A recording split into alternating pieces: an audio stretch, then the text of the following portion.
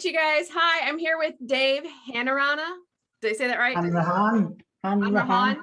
Okay, so he's a researcher from Northeast England. He looks into, well, like ancient history, particularly like the motifs that are different, or that are you connecting a bunch of things in the past together. And then okay, so let's go into this a little bit. Like, give us some background about how you used to be into UFOs and then you like went completely away from that, and then now maybe you're kind of starting to consider this again. Like, what's all with that? It started a long time ago. You're talking about 40 years ago, even longer. I read Van Daniken's Carried to the Gods was the book.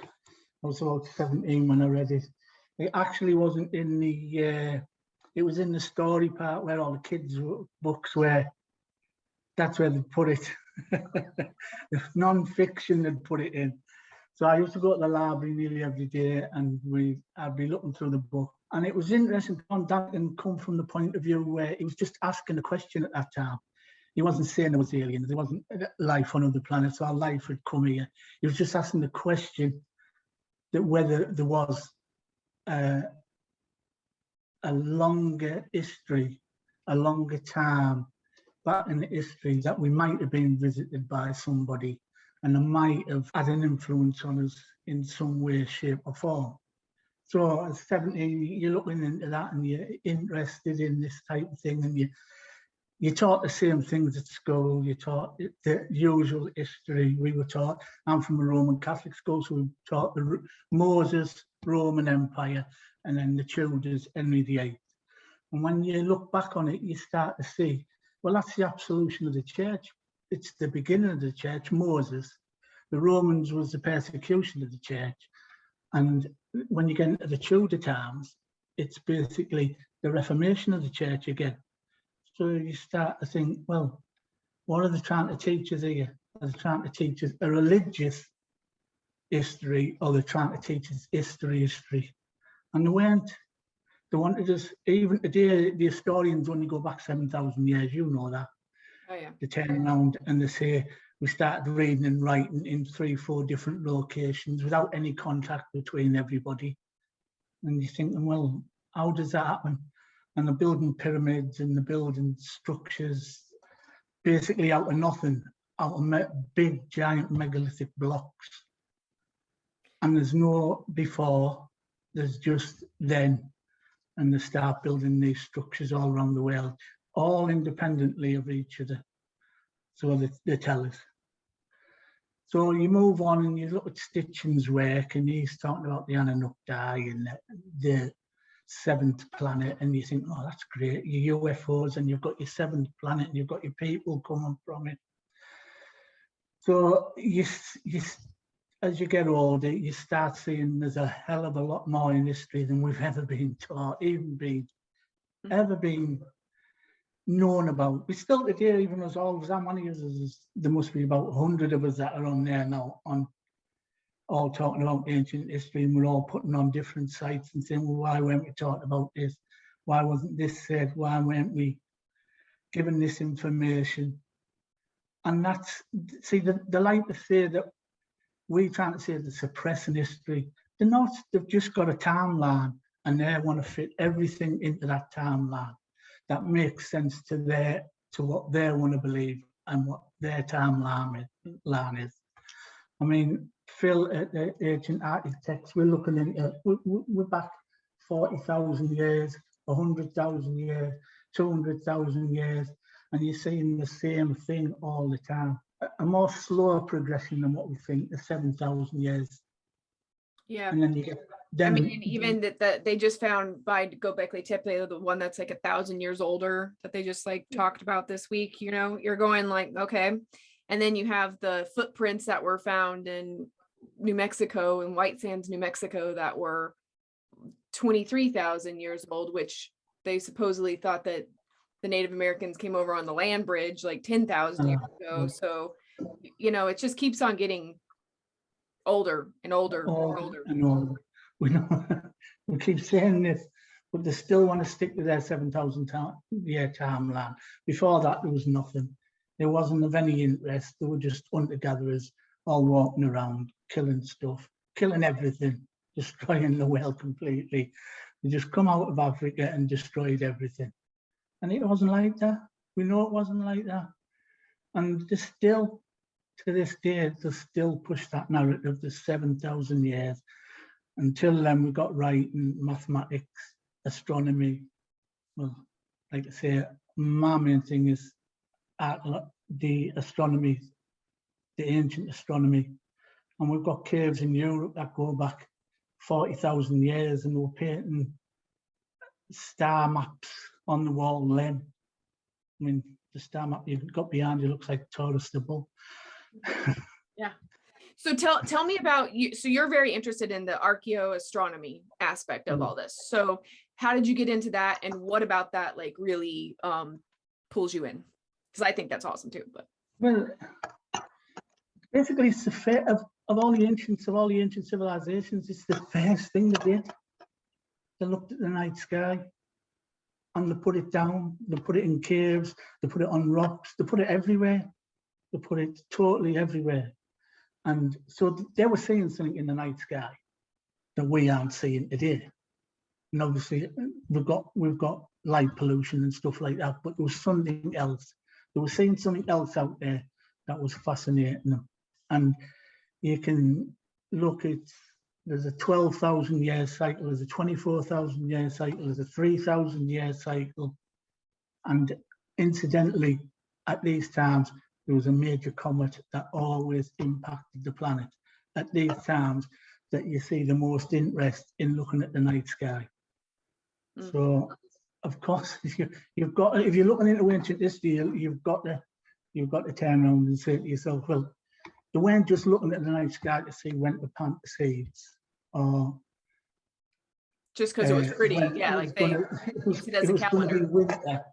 Because most of them are around the equator anyway. If you look closely, most of them are around the equator, or just off either side of the equator. So their summers and winters were a lot different from what ours are today. So to say there was looking at 4 seasonal episodes in past history is just nonsense. They were looking at the night sky for something. They were looking for something. They'd seen something and they were looking for it, and they were still looking for it right up till the ancient Egyptians, maybe a little bit later than that. But they were there. Well, you just have to look at the Dandara calendar and stuff like that. And we know the Dandara goes back a lot further. Goes back further than the Babylonians. You know that? We know it for the fact. The Dandara, for those who don't know, the Dandara calendar is like, they had a zodiac 12 symbol sign on this. It's in the Louvre now. They took it down and they replaced it with like a fake one there, like when you actually go to Dandara temple, but the real one is in the Louvre. You see many of them. There's many of them. The Chinese had them. The Babylonians had them. Yeah.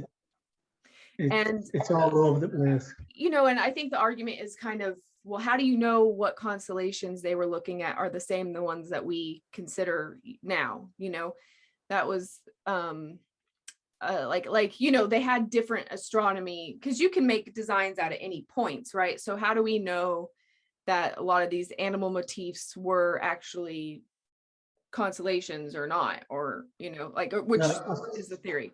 Martin put it down in mathematics. He explains it in mathematics how what stars they were looking at, and what they were. You go back the earliest astronomical calendars, and you can see that what stars they were looking at. You can work that out mathematically from where you stand and from the night sky. Just because we draw a goat with a fishtail doesn't mean they were drawing a goat. If you go back to Babylon, they would symbolize a star as a goat, any star other than a planet. So when you go back to the cave paintings and the cave drawings 1,000 years before that, they were drawing goats on the walls. Were they seeing what the Babylonians were seeing, or did the Babylonians say, oh, well, this is what we think they were seeing? I mean, and there's obviously like things like maybe like Pleiades clusters or something like that. You can see that in like really what is it called? The nebula disc or something was the first rendition of that one in Germany. I mean, there's things where it's like they don't have to have even an animal on it. There's like the placement of like Orion's belt, you know, like there's things that are kind of. Well, you only have to look at them on the floor and then look at the night sky, and you can see that it's just reflecting the night sky. Yeah. I mean, the oldest buildings in Europe are in Ireland, Newgrange, and where Newgrange is, all the mounds around there actually represent the night sky that's above it. Mm-hmm. You can actually see it. You don't have to use maths or anything like that. You can actually see the stars on the ground. For me, the thing that really is the most frustrating about all of this is that you have, you know, like I went to Egypt 2 years ago, and as soon as I walked up and touched my first pyramid, I was like, okay, like we had technology that we don't currently have. Like we couldn't even currently build this thing. The stones are so huge. They're so huge. And like you're telling me we did this with copper chisels, like, or what? I mean, but you can't say that to a mainstream person because they just think you're being conspiratorial and that you don't know what you're talking about. And, you know, like I had my older brother, I was just like, they've proved that like many years ago that slaves built that, just pulleys. Well, they don't say slaves built that now. They're saying it was 20,000 men who took them about 20 years. They've found where they're supposed to have lived. Well, I've had this discussion with many people who try to disclaim the technology part of it. Now, I'm not on either side, but I do like the ancient technology people because they're open to suggestion, where mainstream isn't. So when we look at the copper, when you look at the copper alone, where did it come from? How did they process it? Where did it bring it from? Now, they say they brought it from the Western Desert and the mines in Sinai, right? This is where the copper was supposed to come from. But for it to be hard enough for it to be worked on stone, you need arsenic. Now, they would have had to import that from far, far away to make the arsenic, to put the arsenic in the copper, and it's less than 0.1%. They would have had to know alchemy, chemistry, to know the level of arsenic to put into copper to make it hard enough to chisel stone.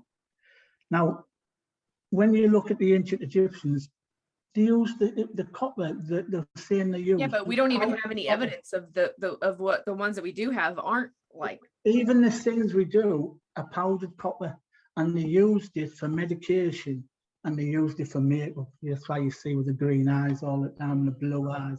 That's what they were using it for. But they want to tell us it was, no, this is where they got the copper from.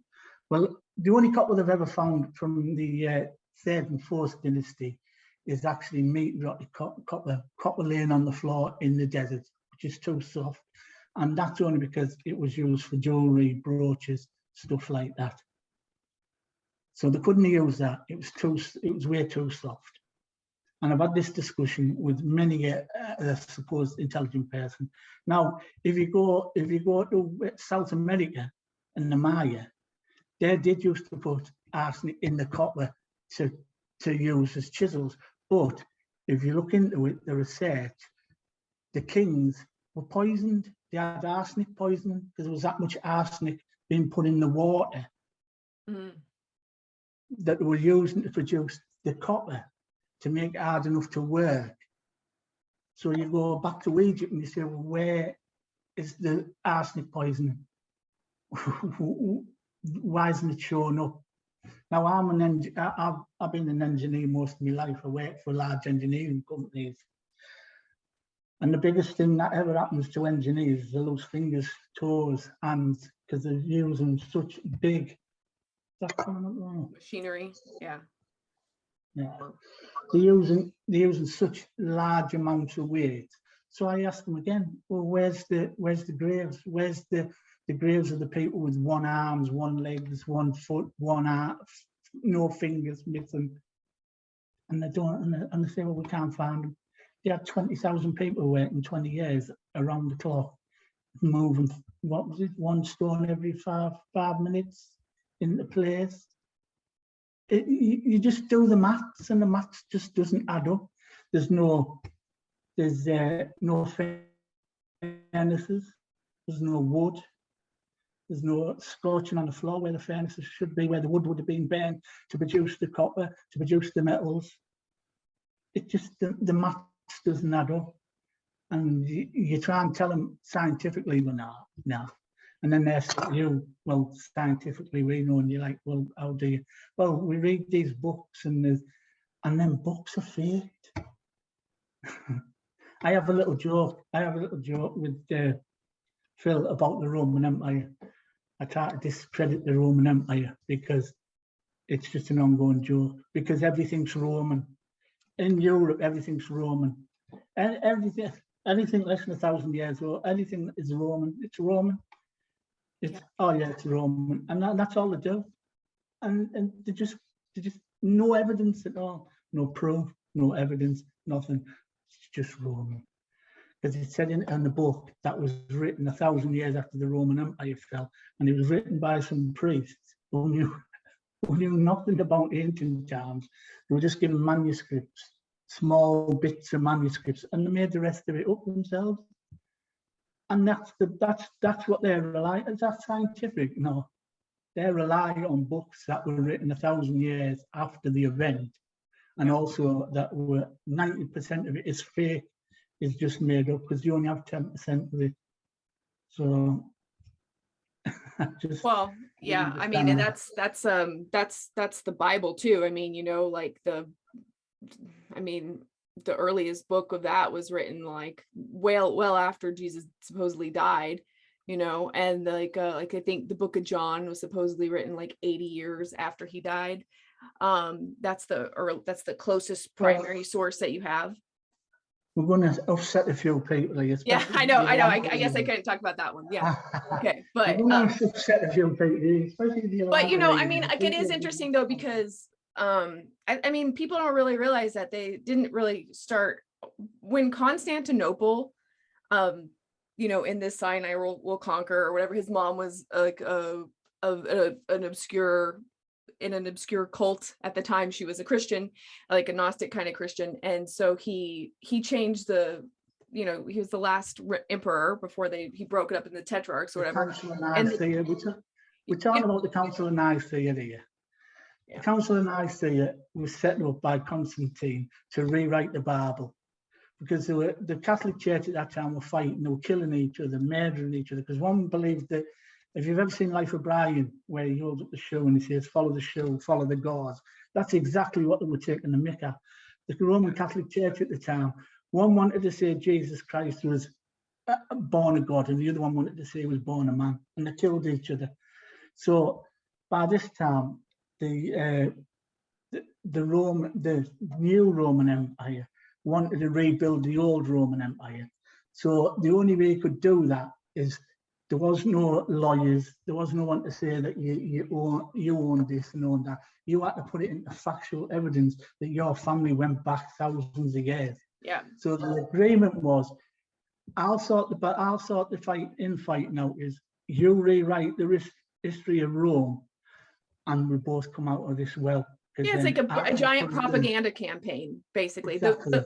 The Romans were amazing at that, So that's all I was kind of trying to make like a point of, is that really read your history on that, because the Romans were masters of the indoctrination. They used indoctrination. They didn't conquer. They used indoctrination. They'd move into a place and they just put their tag on everything. They just put the tag on everything. That's all they were doing. They were tagging ancient buildings before that, a lot longer than that, and they were just tagging them, putting on a bit of their. I mean, we went to Turkey a couple of years back, and you can see buildings there that were supposed to be Roman that have old Roman stucco stuck in the middle of the wall. Mm-hmm. So what you're trying, I mean, you see what you're trying to say is you took this old building and you've put it in a building that you have only built for the first time. So them bits of building were already there. Yeah, so, I mean, it's like Baalbek, right? Like the Temple of Jupiter. to consider that Roman, but the base. You know, that's one of my favorite subjects. Yeah, go into that. Right. So what they're trying to say about Baalbek is the Romans built it. Now we can turn around and say, all right, the Temple of Jupiter and all that, they reorganised it and replaced it, but the Trilithon stone, they're trying to fit it in any way they can, and they can't, and it upsets them. Now, I was having an argument within this story, the same one Martin was having a discussion about, and they always try to tell you that these stones were made by the Romans. So these are the biggest stones ever made by apparently the most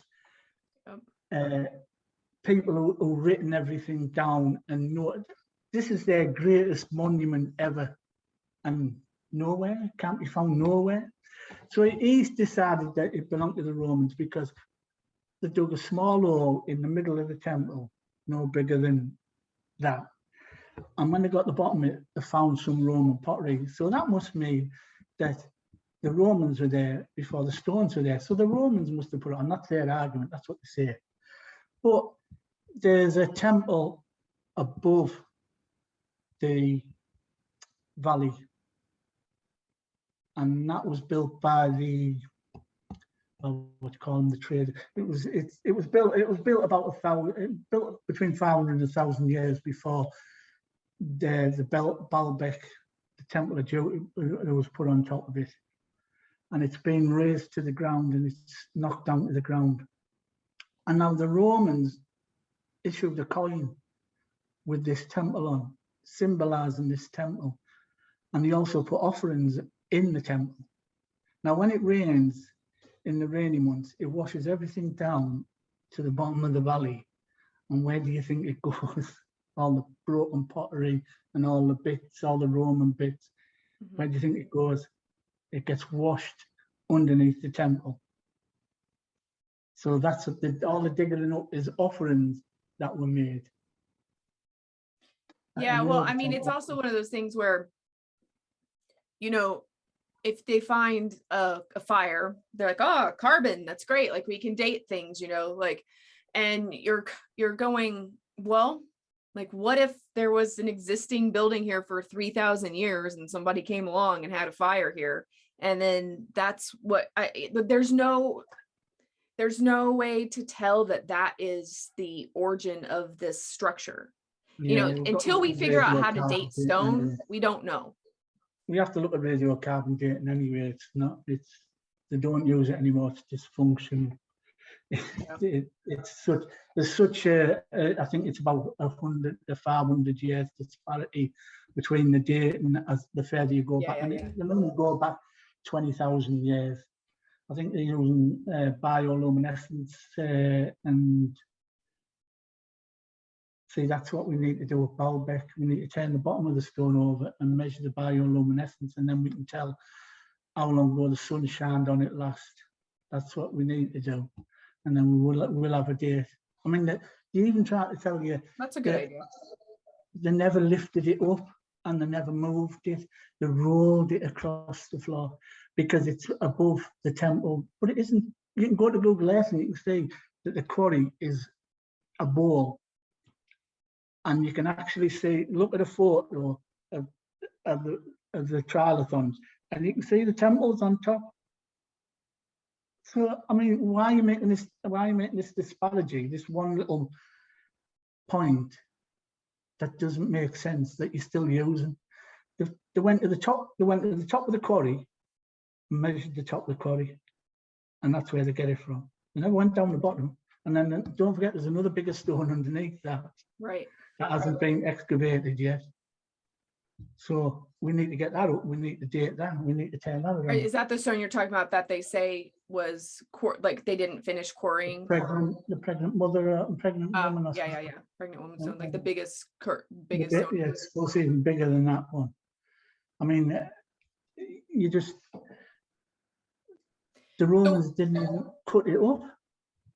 So then, okay, tell us about the motifs that you look for that are, I mean, obviously. Well, I got trying to Phil because they were looking at the nubs, And obviously I'm looking at the astronomical side of it, because as you know, the Temple of the Sun at Machu Picchu, it sets the summer and the winter equinox. The light comes in through the window and shines into on a big stone, which was probably carved. You can just see the shadow. You can just see it just made out, and the sun they measured it.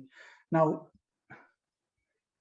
I think that's the Rosetta Stone of the nubs in South America, at least, because at the winter equinox, the winter window has 4 nubs, 1 at each corner. And if you go to the summer equinox window, it has 6 nubs, it has 4 on the bottom and 2 on the top. So that must have been signifying something.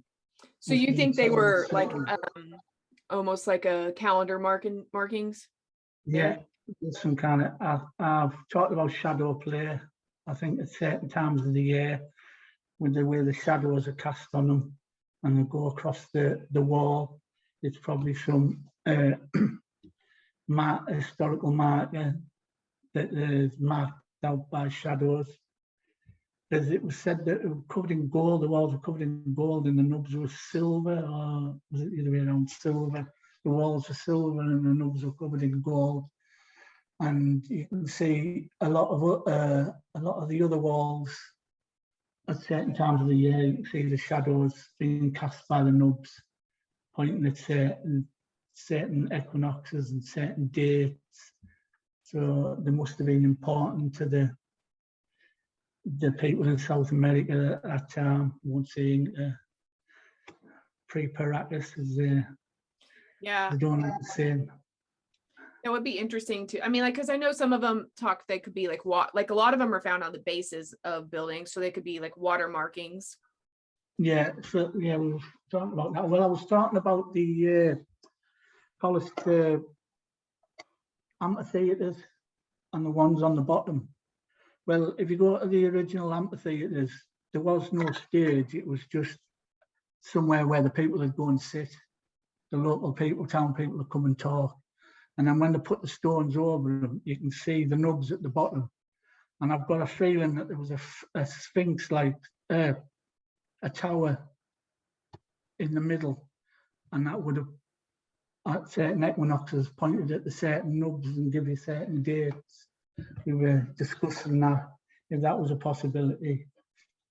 I mean, these are all just thoughts. Right, there are other theories to throw out. I mean, the thing about the nubs is there's so many different possibilities that they could, because then they're also found, like there'll be like just one single nub like on a column, like in a really, but like they're found in the most bizarre, weird places. We don't know how many times have been moved around. We don't know what the proper alignment was reused, and we see that in Egypt they just keep reusing blocks and taking blocks away and putting it back. Even the reconstructions they do today, we don't know. Yeah, they just put them up as they think they were aligned, and that's how it was. I mean, Stonehenge, that's an ecliptic. It marks the eclipses every now and again. It can predict eclipses. How? How? Yeah. Do you not know about the eclipse predictor? I don't know about that one. Send you some links. I have to send you some links. Yeah, please do. Scientists in the 60s, he used mathematics and he worked out that the Stonehenge is an eclipse predictor. The guy's name was Gerald Hawkins. In 1963, he used the most powerful computer at the time to work out what it was used for, and they found out it predicted the eclipses. I love that. That's amazing, because it's like, so many places have all these weird historical markers. Like I think Adam's calendar is supposed to be really good with the solstices, and somebody else suggested that that's an eclipse predictor, like, which is another stone circle kind of thing. My good friend Josh used to always talk about the American ones, all is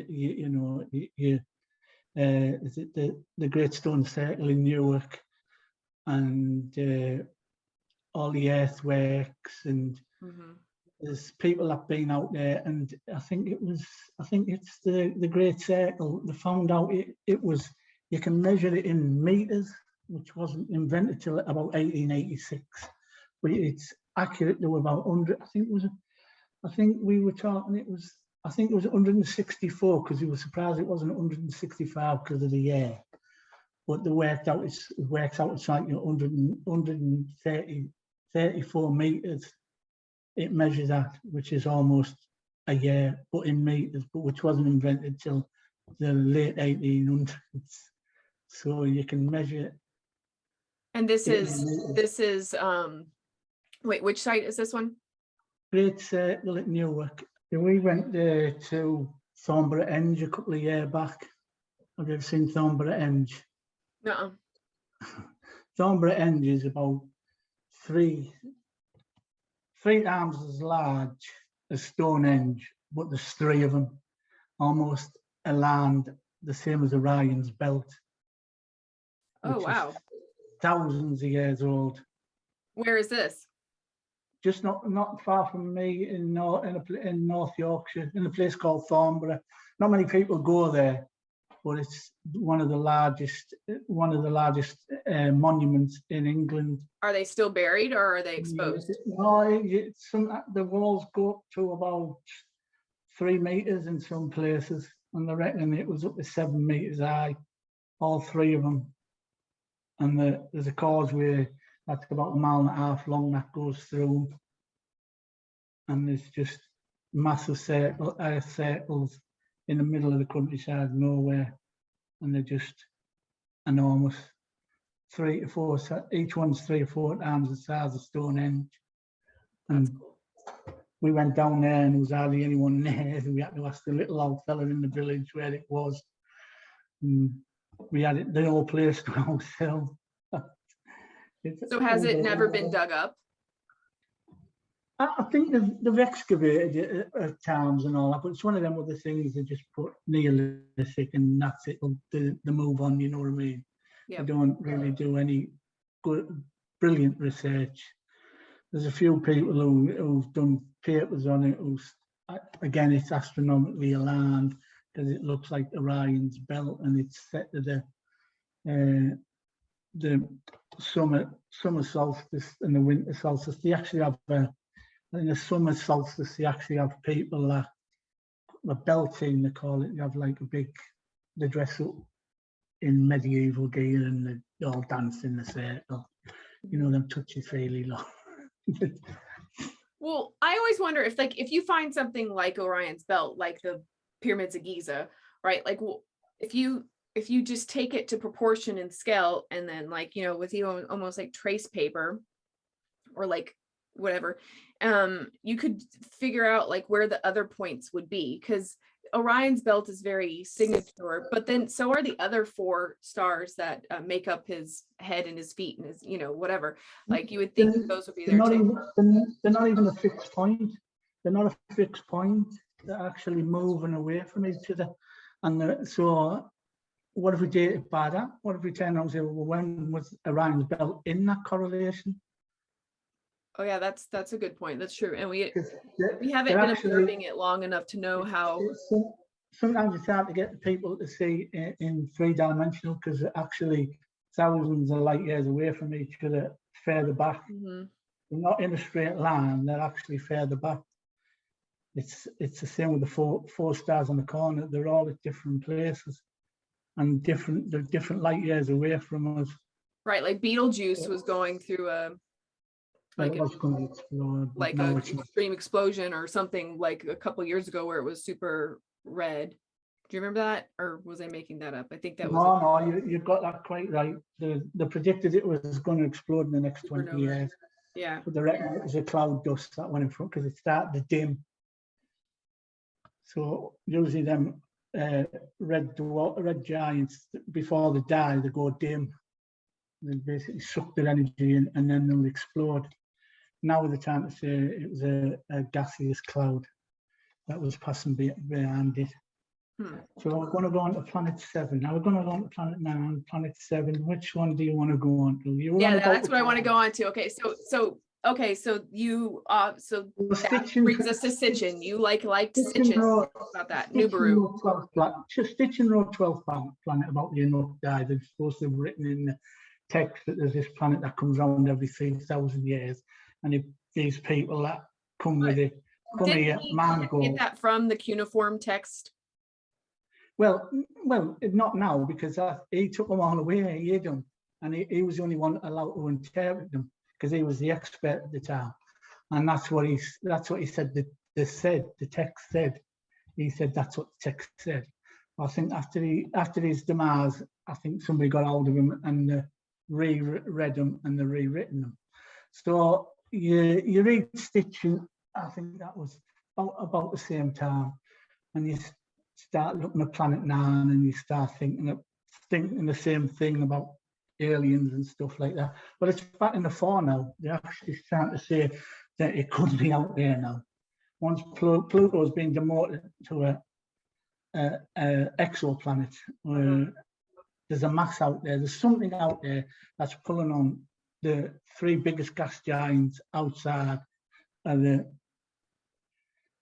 it's pulling on it. And also, a lot of people don't tell you is our sun is tilting. It tilts as if something's pulling it. That's how big its mass is. Now, they thought it was going to be at least 12 AUs, which is like 12 Earth sizes, and it was going to have the mass of maybe 20 of our planets. Now they think there's something out there in the asteroid belt that could be our sun's twin, because most stars have a twin. And you think it's our sun, and it's our sun's twin, and it's died, and it's on a large ecliptical orbit, and it travels. And they worked out it could travel through the belt every 12,000 years, which would give you the 24,000 years, and it goes through the belt. So it's like they're saying it's like a dead star, basically. Well, it could be a brown dwarf. It could be it could be a failed black hole, because now they're saying it could be a black hole rather than a planet out there. But I've heard the black hole theory. That's semantics, really, because what we're really looking at is a mass out inside the asteroid belt, which is basically playing pull with the asteroids out in the belt. So its mass, as it's traveling through the asteroid belt, is pushing the comets and the stardust and everything out towards the inner planets. Now there's been an uptick in comets for the last 20 years. Now, 20 years ago, we had Stitching. 40 years ago, he said it was in the writings, and then they dismissed it. They said it was just a small planetoid like Pluto. Then 20 years ago, they turned around again and they said there's something out there, because I think it's called Iris. I think it's called Iris. It's the oldest telescope we've got up there at the moment. And it started sending back signals of objects within the belt. And then we've got all these small planets, like small asteroid planets that are floating about there, and they said it was that, so they forgot about it. But it kept sending back data, and it kept saying the maths wasn't working out, because the outer planets were still being pulled by something. The sun was being tilted, and they weren't happy with the maths, so they just switched it off. They took its data away and said, well, but there's another one. There's a telescope going online next year in Hawaii. The Webb. Which, the James T. Webb one, or what? Is that the one that was sent out into space? I'm on about the one that's on. Well, the Hubble's the one that's already out there. The James T. Webb is way behind schedule. We're waiting for that to be sent off. But no, this is a static one on top of a mountain in Hawaii. It's going online, and it's going to look for dark objects within the Kuiper belt and the asteroid belt. So we'll probably have a definitive answer. But then a couple of years ago, a brilliant mathematician started bringing it up again, saying that there's a mass inside the asteroid belt that's traveling within the asteroid belt, and that's what's causing the gravitational pull. And all they're trying to do now is you can't do now because they can't discredit him all the time. So what do you think of Marimuru, that asteroid that, you know, like Avi Loeb thinks is a like if you catch alien artifact, basically? We might get a photograph, but it seems strange as it comes through. We start getting an uptick in UFO reportings at the same time. That's all I'm looking at with the UFO community at the moment, because they tend to, you know, stretch the fabric of reality a little bit too much sometimes. But like the ancient technology people, they have a lot of good valid points, and there's a lot of them looking at who have a lot of good research, and that's what I've always said. No matter how wild the research is, you don't shut the researcher out, because he might have a little golden nugget that nobody else has done. Don't Everybody, put the baby out with the bathwater. I think that's why we've all come together, because I think we've all got a little piece of the puzzle, and we don't need them. We don't need academia. We're just looking at ourselves, and we all see the little pieces of the puzzle. It mightn't fit. It might fit, but it's like when you talk about the early astronomical view sightings by the ancients, I go back to Blunkus Cave, and that's 80,000 years old, and there's a piece of ochre in there that's got the same designs that we see everywhere over in the ancient world, and especially that they're linked to astronomical observations, and it's the same symbol, it's the same. We see it all the time. Talking about Squatter Man? No, I'm on about the lozenge. Oh, okay. Like the diamond shape. The diamond shape, yeah. Yeah, the one that they found at Stonehenge, that was on that. Well, they call him a king, a warrior, whatever you want to call him. But somebody's worked out the astronomical value of that brooch. And it's almost the same as where we see it everywhere. We see it everywhere. Some of it's probably just decoration, but so it's all in the Sumerian text. It's always this lozenge shaped, and it's always related to the stars. So you've got to make some assumptions sometimes, and you've got to make some links, and you start to see the same. This is what I'm saying. You see the same patterns time and but time. You definitely and can't ignore it all and just act like it's not there. Well, it's good scientific value, isn't it? You take all the anomalies and you look at them singly and then all together, and then you make an estimation, and then you work out relative to the position of the stars where these objects keep appearing. They do it all the time. You've seen with cave paintings. There are no cave paintings that are astronomical. They're nothing to do with survival or animals or keeping yourself safe from the night. Wolves live in the caves, and the cave bears. If anyone goes has a look at the cave bears, short-nosed cave bears that lived in South America, you wouldn't want to go stay in a cave. Same with the giant ground floor. You're just like, come on. So what do you think of Squatter Man though? He's interesting, isn't he?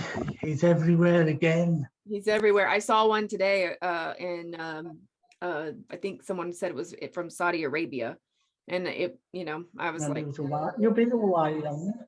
Yep, I've been to Hawaii. I've been to all over Hawaii on the beach. I found them all over the beach on Hawaii. I found them in Utah, and I found them in Colombia, and then I've found them in South America, and then I've found them in New Mexico. I mean, there's Electric Universe has got something to say about that, hasn't it? Yeah, they do. Electric Universe at the moment, aren't you?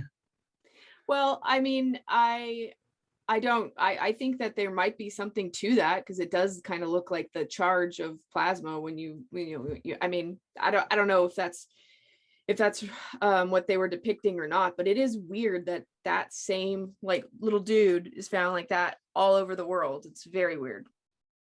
It's a triangle with a circle on the top, isn't it? For Hercules, it's the planets when all the planets were aligned and they were closer together, and it looked like a tower. It could have been that too. That could have been I've like got- postponement.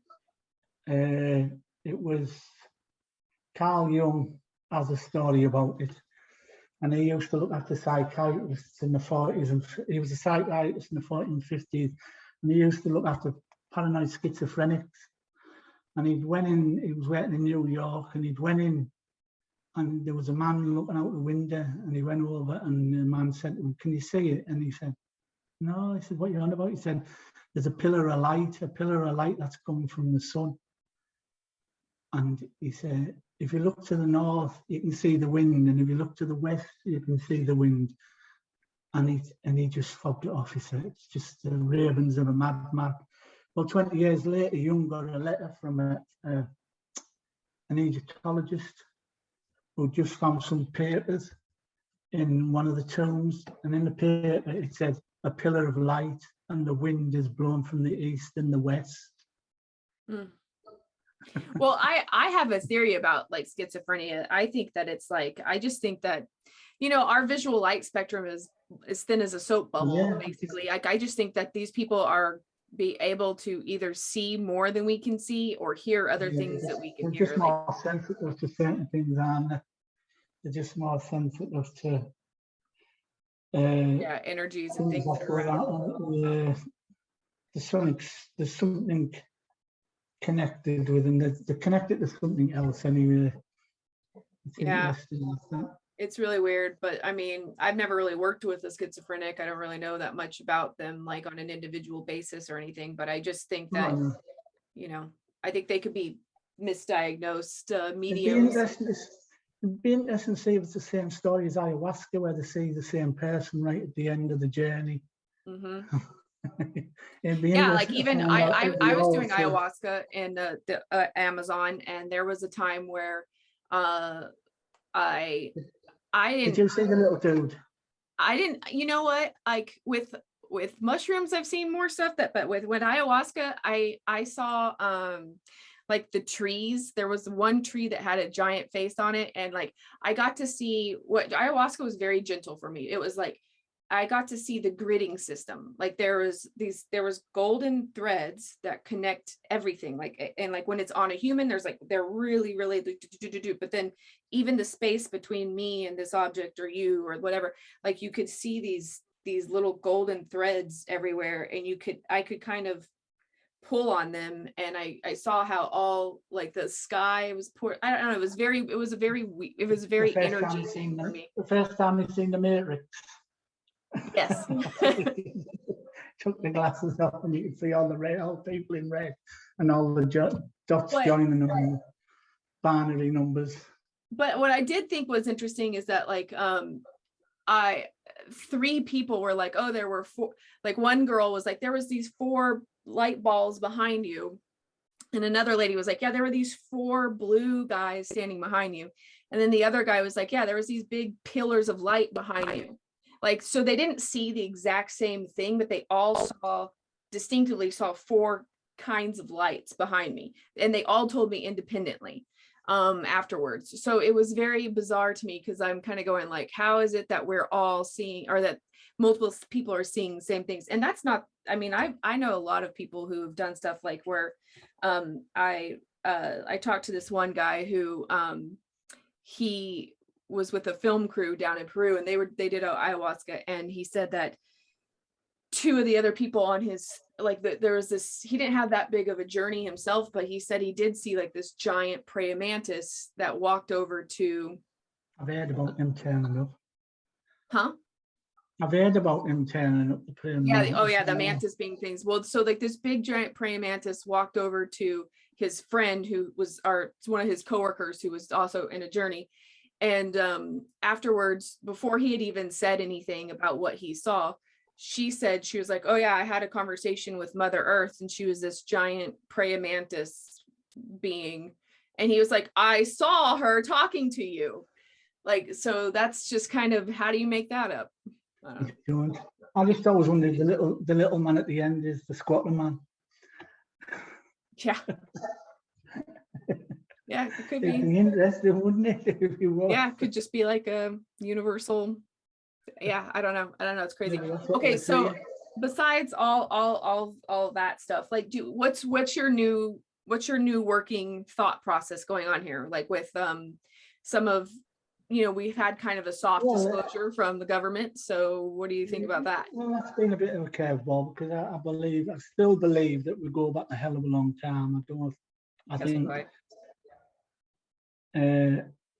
from my own thinkings, I just think they're probably just drones, not drones from here. They're probably drone, they've been maybe Road activated them or something activated them or something like that. I get the feeling that because the government has said they're not from this world, they've probably been inactive drones because the travel and the distance and all that gets me perplexed anyway. But for me, it's like I kind of go into, well, maybe they've been here all along and they are I look into like the breakaway civilization stuff a lot, like maybe they currently live here. Yeah, well, that's what I'm still looking at. I think we go back there a lot longer than we thought. I mean, we're looking at the Gravitians now, and we've got 40,000 years, and their territory went from the edge of Great Britain all the way up until the Russian steppes into China, and then just 50,000 years ago, and they had archaeoastronomy. They developed. They actually call them a technical culture. So, and they were surviving the Which culture is this? The Gravitians. Gravitians, okay. Yeah. Well, if you go back further, you've got the Archaeoastronomy who come from Africa. When we migrated out of Africa 120,000 years ago, supposedly. So you've got the Denisovans and you've got Neanderthal in Europe. And somewhere between 60,000 years ago, they both merged in the Levant. And well, we're probably the byproduct of that meeting that went on. But they didn't live in caves, they lived in huts and houses, and there was widespread right through Europe, right through Asia, up into China, and there was the same culture all the way through. And obviously, when the Archaeoastronomers meet the Gravitians, you have us, and then you have an explosion of knowledge. Then you have the Ice Age, and then everything dies back, and then they come back again. So they must have went somewhere. There must have been survivalists. They must have known. Because if you look at the Venus statues, they're plump near where the end of the ice sheet ended. And as you get further away from the ice sheet, they get thinner and thinner and thinner. Oh, I never really thought about that. Yeah, so you're talking about like the Malta, like more like the little plump like ladies, and then like they get to where they become like cycladic figures where they're like skinny. Yeah, well, they like to call them Venus figurines, don't, and yeah. And the earliest one was found in the Levant, and that might be. We've even seen one that said that could be 1 million years old. Well, that's the thing for me. I just kind of go, well, what bothers me is it's kind of like, okay, so, or it doesn't bother me, it makes me confused, is that like, so you're telling me that we've been around for however long we've been around, whether it's hundreds, thousands of years or 1 million years or whatever, and we were just like in loincloths with spheres forever, and then somehow, I don't know, in the last 100 years we just went, so it was like we're like going hunter-gatherer for millions of years or something, 1 million years, and then we're just kind of like, okay, we can kind of live in cities, we can do some stuff. You go back, you go to Pit of Bones in Spain. It's my favorite site. It's my favorite story in history. So here you have a people that can date back 600,000 years, and they're walking along a valley floor, and something happens. And the next thing is they run up to the cave, But by the time they get to the top, only one of them survives.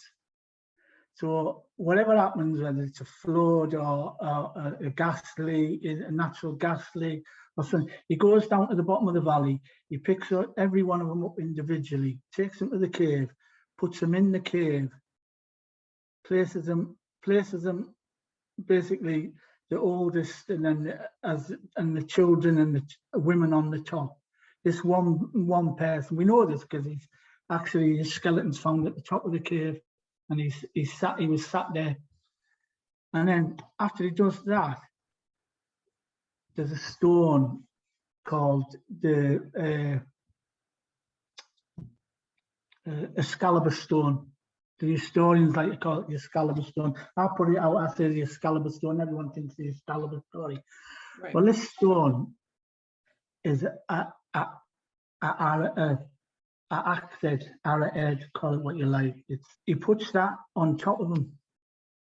But that stone is 1 million years old. So and it comes from Africa. So that stone came from Africa 1 million years ago, ends up in Spain 500 to 600,000 years ago, and then gets placed on the top of a burial site. So you're trying to tell me these were people who were just hunter-gatherers who had no intelligence at all, but yet they had the fall. 600,000 years ago, they're saying we're basically like animals, like we didn't, you know. Same with living in a tree, we're basically animals. But that shows you a burial practice. That shows you that was, how important must that have been? It was already 500,000 years old by the time he placed it on top of them people. So how treasured was it? It had come from Africa. It wasn't like you just picked it up off the floor or something. It must have been in that history of that region for 500,000 years before he placed it on top of people who died 600,000 years ago. And these are supposed to be simple people that lived in caves and didn't even have cooking apparently, or heat or anything like that. But he had the forethought to pick up his tribe, put them in a grave, and then place a stone on top of them, which is 500,000 years older than the story. Is amazing. Yeah, that's beautiful. If you can, the book's called, I forgot what the book's called, but if you read it the way the woman's written it, because she goes into the analyst of it and all, she said they've looked at the bones, there's not much injury, so they didn't fall down there, no bear grabbed hold of them, nothing like that. So they must surmise that they must have been just walking along and something happened. And as they run up the valley, the oldest must have died first, because that's how he put them in the grave. So they must have been more resistant to what was going on. And then he had the forethought to pick them all up. And now, how long are the tribe or whoever they were carrying that around for them? Yeah, there's some real strange histories. Like the one that gets me a lot is like close to where I live, like an hour south of where I live, there's a woolly mammoth nursery herd. There's like 16 Colombian woolly mammoths that are what they call mastodons or whatever. And they died in a nursery herd. They died together in a circle, and they had 8 juveniles, like 8 babies that they were holding in their tusk. And so like people are like, oh, it was huh? Some of them still showed they were chewing food and all, and so whatever happened must have happened like within an instant. Yeah, whatever happened had to have happened like instant, because like people are like, well, it could have been a flood. I'm like, if it's a flood, they would have washed away. Like, why would they all still, like, they stayed in their herd, and they got like instantly frozen in time. And like, I guess it could have just been like the flash freeze. But I feel like this is further down than where the glaciers. Well, they found some bones not so long ago, and they're dated 120,000 years, because they've shown that they've found some mass bones that have been processed. Oh, right, yeah. Now they're trying to disprove it rather than fact, it was some road they were digging up or something, wasn't it? And Yeah, found I think it was in California or something, right? Where they were saying it pushed the timeline back like even further, and then so they were trying to say like, oh well, no, wait. There's also a cave, is it Fishburne Cave or something like that? And all I found evidence of people up near Canada where that could date back 70,000 years and all. Fish something it's called. Graham Hancock was talking about, it's in his book, America First, isn't it? But he reckons there's a cave up there, 70,000 years. It shows inhabitants, people living in the cave. But now I've just read an article there, they're on about saying, oh, yeah, that they've tried a few times to get to the Americas, and it might have only been 4 or 5 people, and then the harsh conditions killed them off. So they don't see it as people coming and going. But some of these things make me. There was also a place in Wyoming that has like it's this like preserved lake bed. It's called I don't know, it's where JCPenney's from. I can't remember what it's called, but it has all these fish fossils and all these things that are found in it. But they just kind of like act like it's just mudslides, and over time, all these things are found together. But I feel like there must have been like it, if a super volcano explodes and then you have like that ash all over the world or something, like I think there could have been stuff where South from Yellowstone. But so that's what makes me think that it's like there has to have been like some of these catastrophes, like even if it is a comet, like let's say a comet hits in Younger Dryas, and like how come everybody or most people in the world died though? Like just I don't know. I guess there's multiple events that happened in Younger Dryas, but I don't know. Well, I had a good friend who written a book. He passed and all. Lou Graham, and he called it the cosmic train wreck. He reckoned that there was a supernova outside of our solar system, and it created all the other disasters almost in a line. So like you would have had this massive explosion, it would have brought all the meteorites and debris into the inner planets. It caused commotion. He believed that the asteroid belt was another planet that was destroyed, because he said it was written in all the ancient texts. So, yeah, I have no problem with. I have no problem. Well, there's a 7 Ballada theory and all, isn't there? There's where they think that there was 7. There was one comet that came in at first, and it broke up into 7. And these 7 were a lot smaller, and they were airbursts. And one lands on the ice sheet in North America, one lands in India, a few land in other places. But I think, is it Cosmic Tusk? They're looking at one at 3,000 years now that might have hit the Indian Ocean. So what they think is it could have been another fragment that had come in about 6,000 years later from the same comet, but it had missed, but come back in again and struck in the Indian Ocean, causing more disaster. So you can imagine they were just getting the crap back together, and that happened. Because then we go into the Little Ice Age, can't we? Yeah. We talk about the Little Ice Age and the what do they call it? Medieval warming period, which was 4 degrees warmer than what it is now. There's events happening all the time, and they just want to see us in a nice, stable position, going on no sun and nothing's happening. Disasters like us, I love it. We look at it all the time, but we don't like talking to people with young kids. Yeah. It was explained once to me that basically the Earth is a person walking across a 30-lane motorway every day. Yeah, it's true. And you just have to realize, like, we are not a stable planet. We never have been. The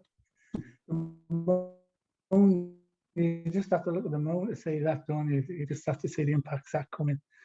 But you know, that's Yeah. the way it is. Okay, so like let's talk about like are you getting off Twitter or are you going to stay on Twitter? What are you going to do? I don't know. I'll probably pop on. We're losing Chuck, you know what I mean? And you're like, he was a big friend and a good researcher, and we were just talking a few days before. He was saying to me that there's other things he needs to do with his family and stuff like that, and then that happens, you know what I mean? I'll be there. I don't seem to be running out of places nobody else has heard of, so someone's got to bring them up, haven't they? You know what I mean?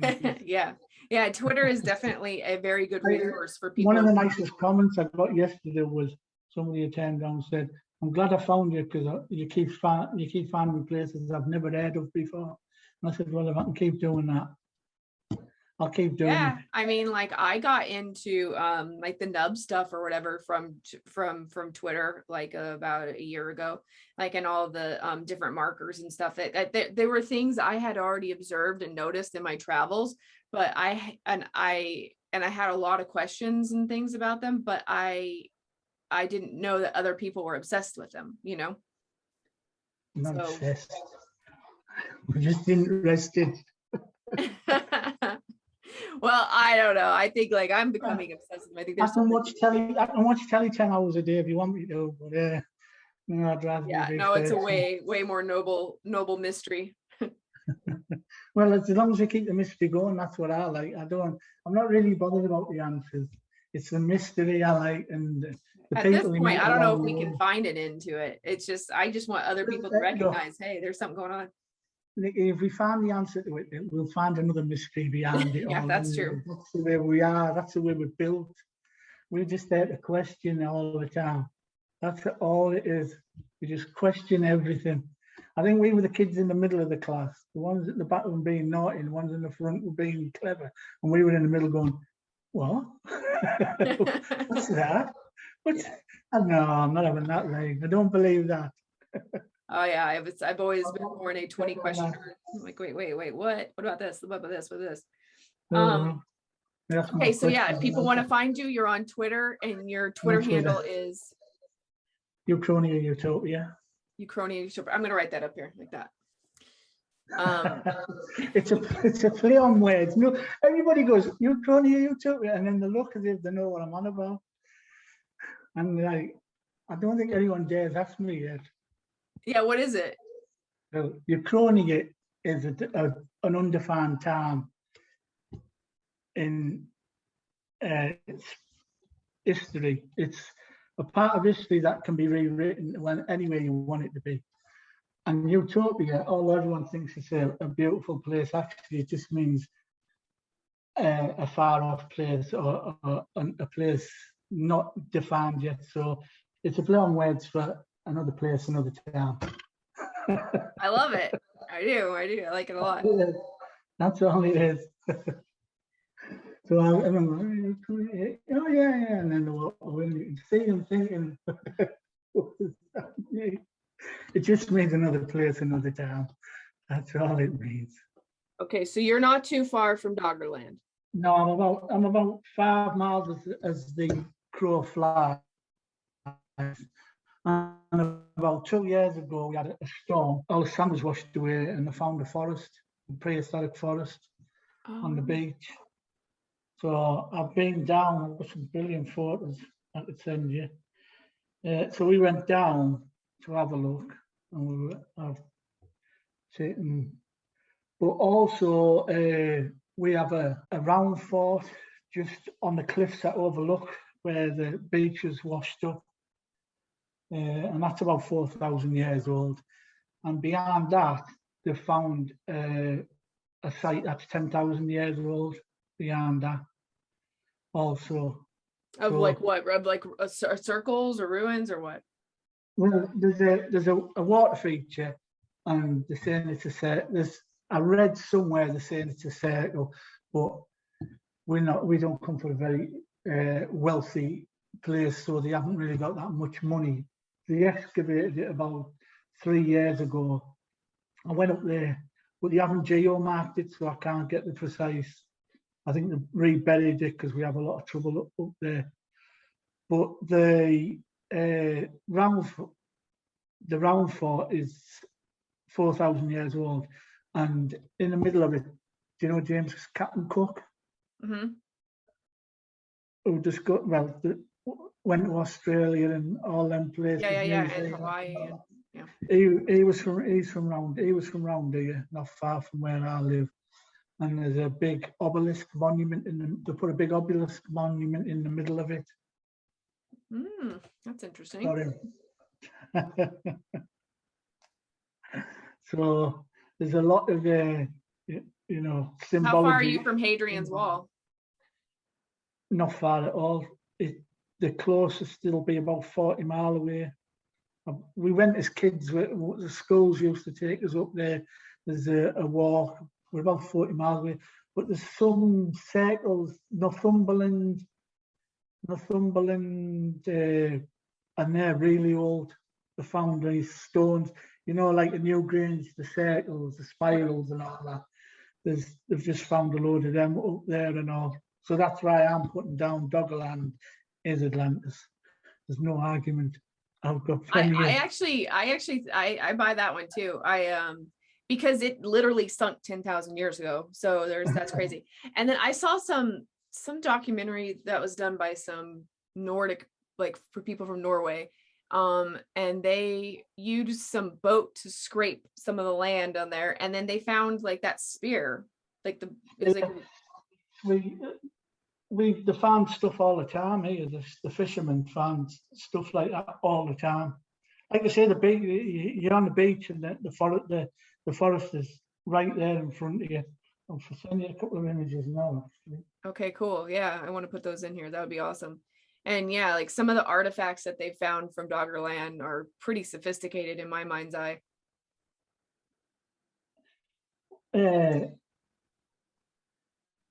Well, like I say, it's not even that. It's historically.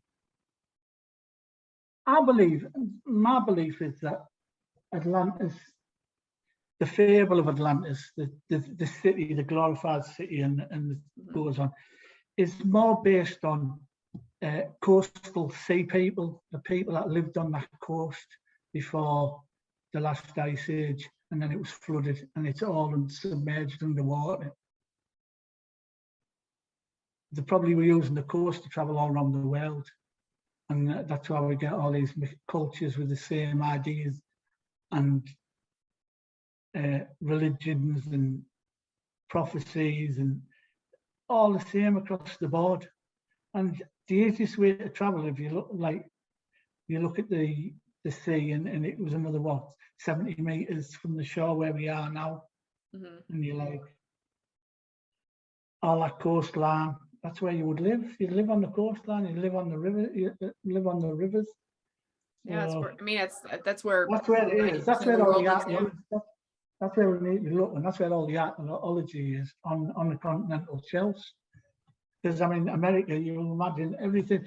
It's going to be hard to find any prehistory in America, because when that ice sheet melted and it just scraped it, basically just scraped the top of America and dumped it. Gulf of Mexico. Didn't it? That's where all your prehistory history will be swept into the Atlantic, and that's where the continental shelf. That's where it is. I did read a book, and I'll have to look it up. And there was they found a site on the west coast of America, and I found all this pottery. But because it was about 10 miles along at the coast, and they kept digging this pottery up, and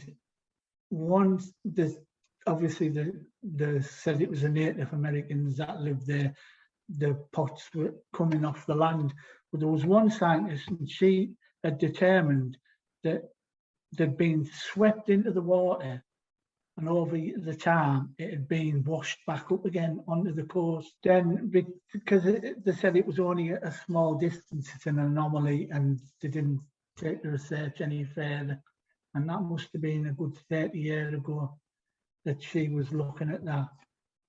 But yeah, I remember. Yeah, well, I think there's those that sort of pyramidal structure by Cuba down there underwater, that people have different opinions about. There's all kinds of, yeah, I do think the coastal line thing's pretty interesting. I've also heard some rumors of stuff around Catalina Island, San Diego area, of the coast down there. And yeah, but for me, Atlantis, I like the Rickott structure or whatever, but, and I think that probably could have been for okay, but when people even, I think it was more than just, when I say Atlantis, I don't even necessarily. The thing down there is pottery. There's pottery there. There's pottery there is in the middle of the structure, and there's structures there. But like I was explaining to the young lad that we were talking the other night, is like I say, from the Western Desert, the people in the Western Desert written everything down on the walls, and they've never written anything about anybody coming. They would have had to come from that way. Also, we've got evidence of Denisovans in caves dating back 120,000 years in that area. So if you're talking about the Mediterranean busting and all the water washing, because that's what they're saying, that's what they're trying to suggest, that either there was a large tsunami that came in from. Well, I do think it looks like a tsunami if you just like look at it from a map. I mean, it does look like there was washout. But it could be wind, couldn't it? It looks like wind. I'm saying there probably was, because like I say, the people that lived in the Western Desert, the ones I talk about, the Cave of the Swimmers and the Cave of the Headless Beast, it was an oasis 11,000 years ago. There was trees there, there was a pond in front of it, and it all dried up. And these are the people that moved from there into the Nile at the same time as the pyramids appeared. So I just always wonder if they did see, if there was a huge country there with masses of people living there, they would have put something in the cave. Now, I did find something interesting in Morocco, which isn't far away. I found circles painted on the walls in Morocco, ancient circles. Oh, like in caves? Well, no, on the outside of rock caves. And that's my thought. Anyway, the Denisovans, another thing that finding is Denisovan skeletons there between 120,000 and 60,000 years ago. It means it couldn't have happened in that time period anyway. So that's my thought on it. Plus, they call it an uplift, and there's uplifts in Texas and all. And I found another Rickard structure. An uplift? Yeah, that's what they call it. The structure is a dome. It's a domed uplift. And in Texas, I found some in Texas. Just put Rickard structures, uplift, and you'll get that. There's also another one in South Africa that looks exactly the same as the Rickard structure, but it's under undergrowth, so you can't. It's not as prominent as that because that's out in the desert. But the one in South Africa, you can see it. Oh, geodomes. There's one on Baffin. There's also one on Baffin Island. There's a massive one in Utah. A bleak area sort of upheaval dome in Utah. The other one's South America, South Africa. So, what do they say caused them? some of them putting down to asteroids. Some are just natural gases, like gases building up and pushing them up. Okay, that could be interesting. It could work. You never know. All right, well, so if you want to find Dave, find him on Twitter, and is there anywhere else people can find you, or is that your place? I'm setting something up on Instagram, but I haven't opened it yet. I'm just all the astronomical sites. I'm trying to put them down there, but I'm getting distracted again. I've got about 8 or 9 on there up to now. Okay, so is it going to be the same handle on Instagram? No, on Instagram it's just Dave Ancient Science. Just Dave, Ancient Science. All right. Well, it was really good to have you on. Thank you so much. We'll Yeah. have to do a round table sometime. Well, hopefully that's what we're going to do. Okay, cool. Well, it's getting the lads together. All right. All right. Bye. I'm finished. Bye.